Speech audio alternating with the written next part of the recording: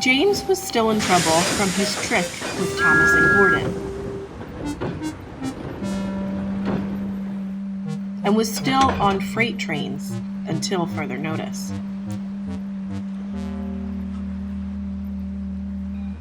He saw Duck in the yard.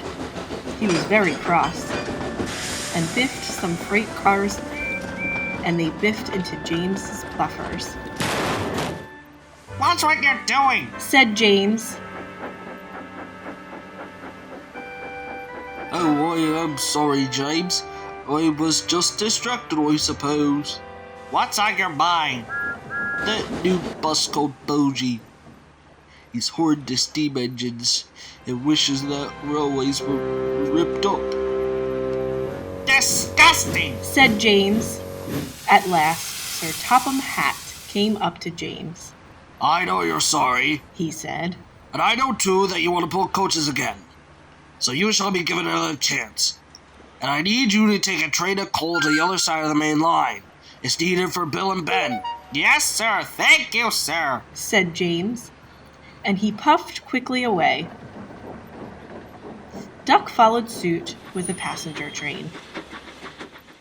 When James arrived at Tidmouth, there was a double-decker bus being rude to Oliver.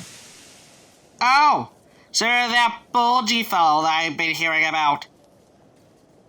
"And I suppose you're James. Yes, I heard of you. You try to copy me with your red paint, making it seem that you're as good as me." "Nonsense! And besides, my coat is much more shiny." "Surely, a very important bus like you should try to be shiny and clean, not with those candy wrappers in your seats." "Where?" James laughed and puffed away with his train.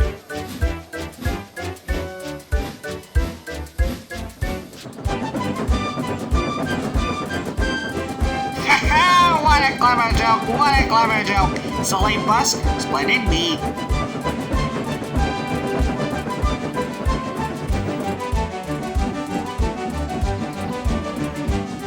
He made it to Edward Station.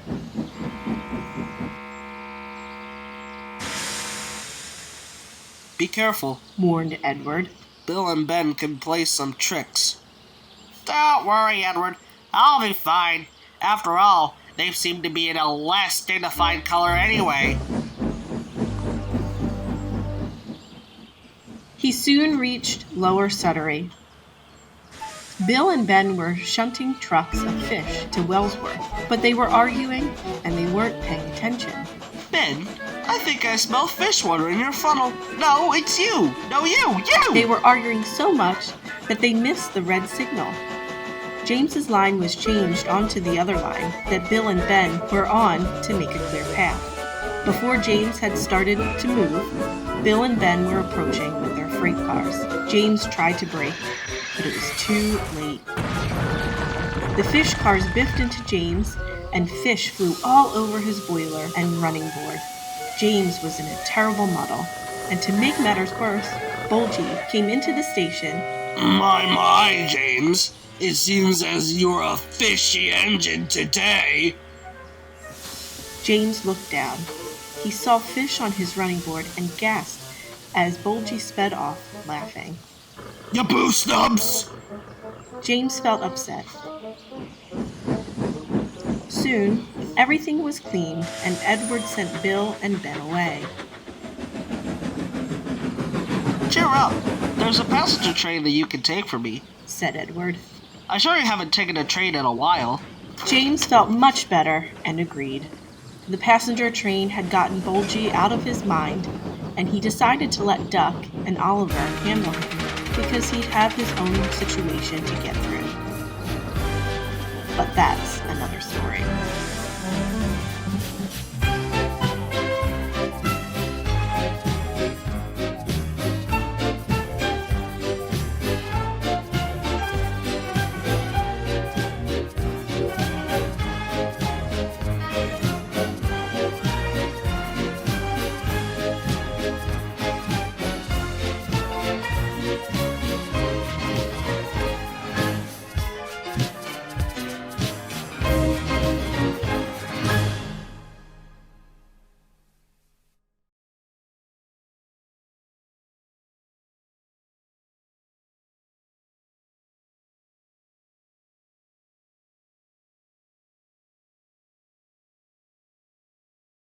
You didn't click anything yet. Do something.